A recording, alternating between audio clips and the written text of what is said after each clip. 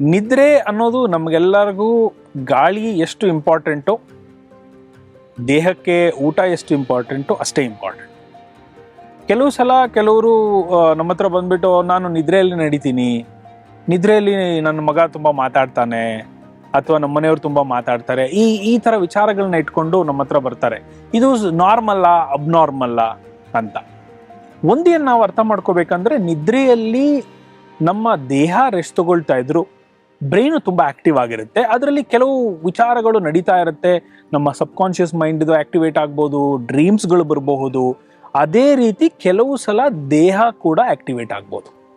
ಅದನ್ನ sleep walking ಬೇರೆ ಬೇರೆ ಥರದ್ದು ಇರುತ್ತೆ. ಇವತ್ತು ಬರೀ ಸ್ಲೀಪ್ ವಾಕಿಂಗ್ ಮತ್ತು ಸ್ಲೀಪ್ ಟಾಕಿಂಗ್ ಅಥವಾ ನಿದ್ರೆಯಲ್ಲಿ ನಡೆದಾಡುವಂಥದ್ದು, ನಿದ್ರೆಯಲ್ಲಿ ಮಾತಾಡುವಂಥದ್ರ ಬಗ್ಗೆ ನಾನು ಹೇಳ್ತೀನಿ.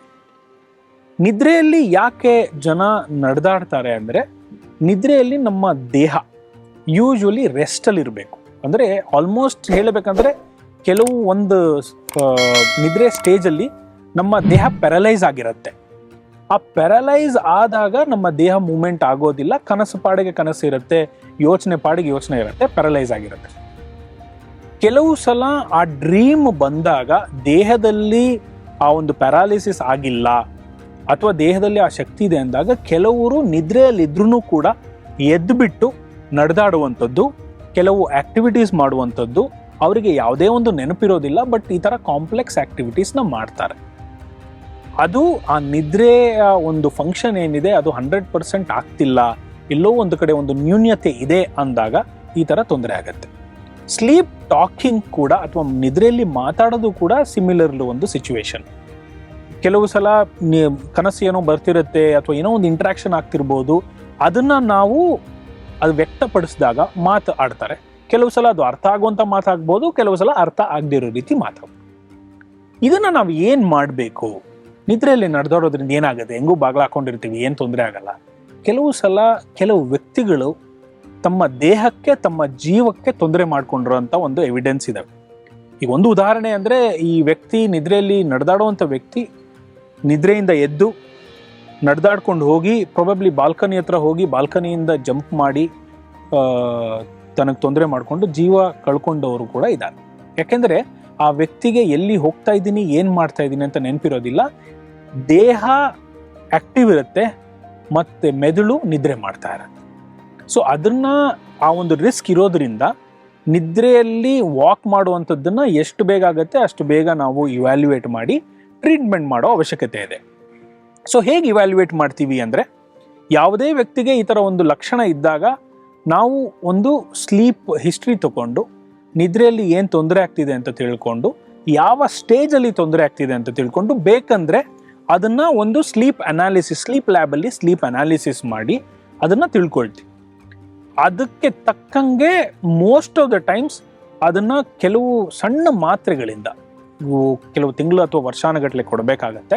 ಆ ಮಾತ್ರೆ ಕೊಟ್ಟಾಗ ಈ sleep walking, sleep talking normal ಆಗತ್ತೆ. ಅಥವಾ ಬೇರೆ ಏನಾದರೂ ಸ್ಕ್ಯಾನಿಂಗಲ್ಲಿ ಬೇರೆ ಏನಾದರೂ ತೊಂದರೆ ಬಂದರೆ ಅದನ್ನು ನಾವು ಕೂಡ ಟ್ರೀಟ್ ಮಾಡಬಹುದು. ಕೆಲವು ಸಲ ಬರೀ ಮಾತಾಡೋದು ತೊಂದರೆನಾ ಅಂತ ಕೆಲವರು ಬಂದಾಗ ಅದು ಖಂಡಿತ ಏನೂ ತೊಂದರೆ ಇಲ್ಲ. ಬೆಳಿಗ್ಗೆ ಎದ್ದಾಗ ಆ ವ್ಯಕ್ತಿ ರಿಫ್ರೆಶ್ ಆಗಿದ್ದಾರೆ, ಫ್ರೆಶ್ ಆಗಿದ್ದಾರೆ, ನಿದ್ರೆ ನಾರ್ಮಲ್ ಆಗಿದೆ ಅಂತ ಅನಿಸಿದಾಗ ಅದಕ್ಕೇನು ಮಾಡೋ ಅವಶ್ಯಕತೆ ಇರೋದಿಲ್ಲ. ಬಟ್ ಕೆಲವು ಸಿಚುವೇಶನ್ಸ್ ನಾ ಹೇಳ್ದಂಗೆ ಸ್ಲೀಪ್ ವಾಕಿಂಗ್ ಇರ್ಬೋದು, ಅಥವಾ ಕೆಲವು ಸಲ ನಿದ್ರೆಯಲ್ಲಿ ಎದ್ದು ಕಿರ್ಚಾಡುವಂಥದ್ದು, ನಿದ್ರೆಯಲ್ಲಿ ಎದ್ದು ಬೇರೆಯವ್ರಿಗೆ ಹೊಡೆಯುವಂಥದ್ದು, ನಿದ್ರೆಯಲ್ಲಿ ಎದ್ದು ಗಾಬರಿ ಆಗುವಂಥದ್ದು, ಈ ಥರ ಇದ್ದಾಗ ಏನಾಗುತ್ತೆ, ಅದು ಮೆದುಳಿಗೆ ರೆಸ್ಟ್ ಕೊಡದೇ ಇರೋದ್ರಿಂದ ಅದನ್ನು ಇಮಿಡಿಯೇಟಾಗಿ ನಾವು ಟ್ರೀಟ್ಮೆಂಟ್ ಮಾಡಬೇಕಾಗತ್ತೆ.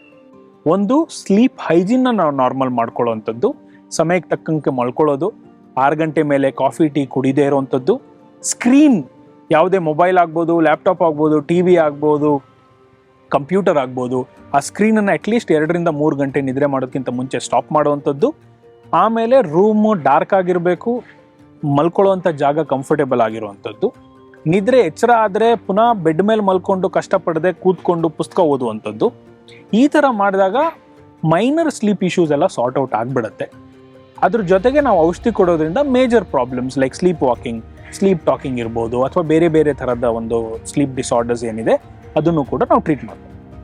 ಒಂದು ವಿಚಾರ ಏನು ನಾವು ಅರ್ಥ ಮಾಡ್ಕೋಬೇಕಂದ್ರೆ, ಸ್ಲೀಪ್ ಅಥವಾ ನಿದ್ರೆ ಅನ್ನೋದು ತುಂಬ ಸೆನ್ಸಿಟಿವ್ ಇಂಡಿಕೇಟ್. ನಮ್ಮ ದೇಹದಲ್ಲಿ ಯಾವುದೇ ಒಂದು ವ್ಯತ್ಯಾಸ ಆದರೆ ಫಸ್ಟ್ ಇಂಪ್ಯಾಕ್ಟ್ ಆಗೋದೇ ನಿದ್ರೆ.